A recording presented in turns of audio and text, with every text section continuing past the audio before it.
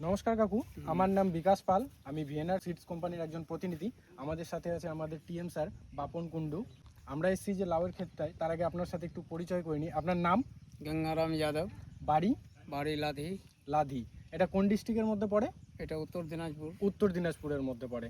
তো আপনি যে লাউটা চাষ করেছেন, এটা কি এর আগেও করেছেন? না, আগে অন্য কোম্পানি হ্যাঁ। করতেন, এটা আপনাকে ডেমো দেওয়া হয়েছিল, ডেমো তাই তো? দেওয়া ডেমো হয়েছিল। দেওয়া হয়েছিল।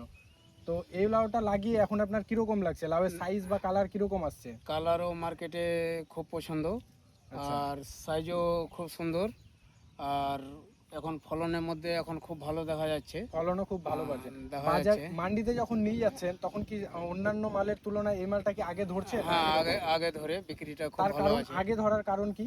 মালটার গ্লেজিং ভালো আছে। গ্লেজিং ভালো। আপনাদের এখানে মানে মান্ডিতে কত মানে কিরকম ওজন পছন্দ? ওজন মোটামুটি ধরেন কি 1.5 কেজি পর্যন্ত বেশি। 2 কেজি হলে একটু ভারী হয়ে যায়, আবার 1 কেজি হলে ছোট হয়ে যায়। তার মানে এইটা থেকে গাছে কিরকম কোয়ালিটি দেখছেন? জালি বা ফুল কিরকম? না, জালি ফুল তো খুব ভালো দেখা যাচ্ছে।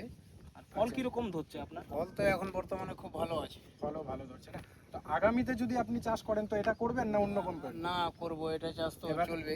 আর আমাদের এই ভিডিওটা যেসব দর্শক বন্ধুরা দেখছে তাদেরকে আপনি কি বার্তা দেবেন? তারা যদি এটা না, চাষ করে তারা আমরা লাভবান হবে? সব চাষিকে বলবো কি এই কোম্পানিটা লাগানো হোক আর সবাই চাষ করুক। তারা কি তারা লাভবান হতে পারবে? হ্যাঁ হ্যাঁ, লাভবান হতে পারবে, কেন পারবে না? চাষ ফলনটা ভালো হলে কেন লাভবান হবে? আচ্ছা আচ্ছা, অবশ্যই।